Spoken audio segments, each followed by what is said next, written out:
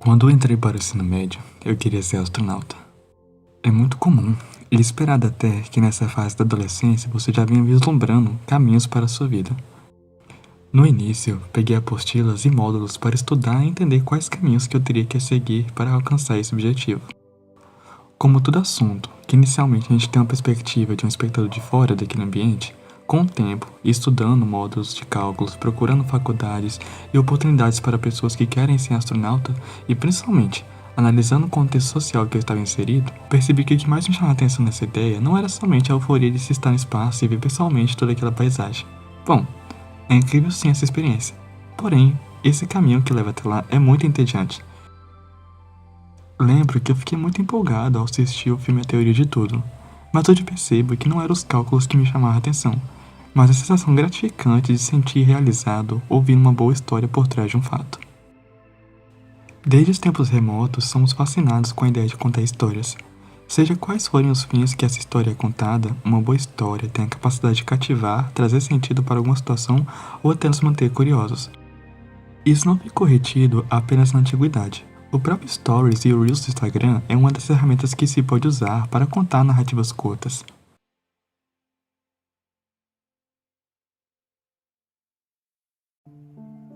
Contar histórias, apesar de ser óbvio, às vezes esquecemos que antecede a escrita.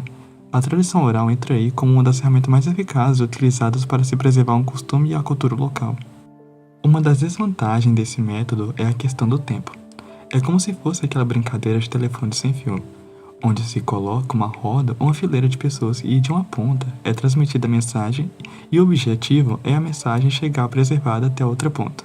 Como vocês devem imaginar, existem ruídos externos, entonação da voz, timbres, uma das pessoas podem querer alterar algum elemento da mensagem propositalmente e X fatores que podem fazer com que essa mensagem possa chegar corrompida no caminho, e que, para falar a verdade, agressa ver esse resultado final modificado. Por que eu disse isso? Bom, o mesmo ocorre com essa tradição oral, que quando acrescentando o elemento tempo, é influenciada e diversos ruídos como elementos linguísticos da época e a memória podem alterar essa mensagem passada.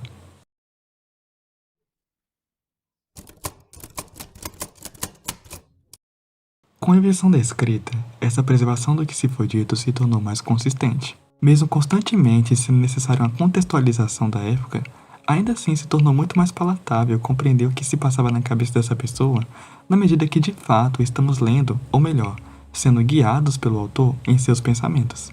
Acho que antes de citar aqui outra forma de contar histórias, é interessante mencionar o H.P. Lovecraft, que revolucionou o gênero do terror adicionando elementos fantásticos às suas obras, sendo chamado de o pai do terror cósmico, pois ele acrescentou elementos que são difíceis de se assimilar e que nos causam um horror e um espanto enquanto leitor, na medida que isso também mostra a limitação humana para compreender o absurdo ao nosso redor.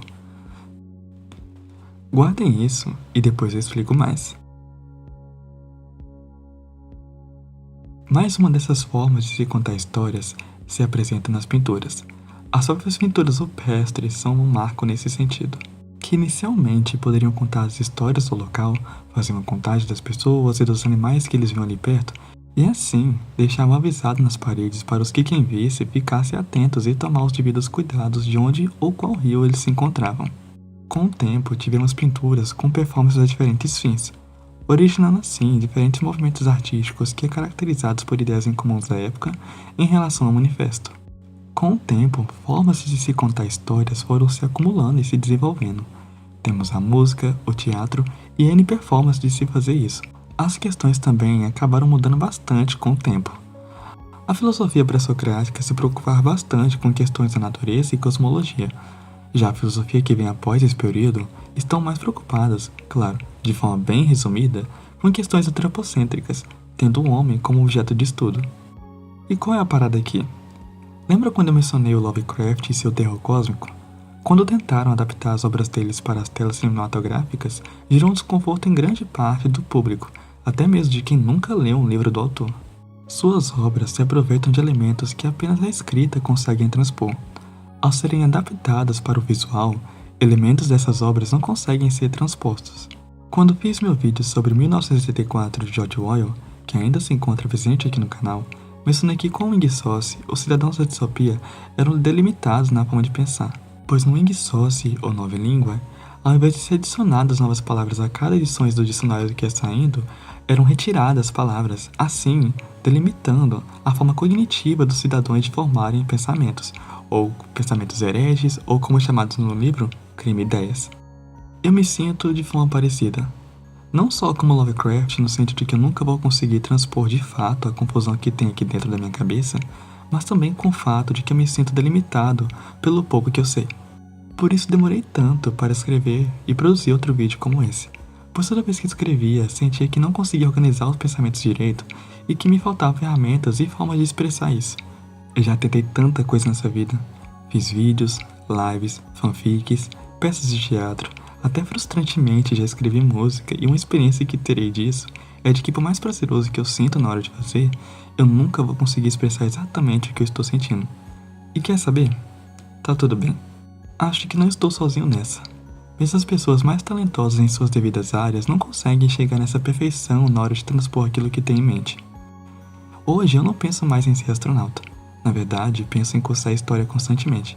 Mas isso tudo me faz lembrar que eu não faço o que eu tento fazer aqui para tentar chegar no estado ideal, onde eu consigo produzir em massa com qualidade. Pegando emprestado uma frase do Luciano Laranjeira, faço isso agora porque é o que eu quero fazer, mas amanhã posso estar pintando uma parede ou consertando uma bicicleta. Faço isso porque tem algo a dizer, e preciso encontrar ferramentas para ser dito.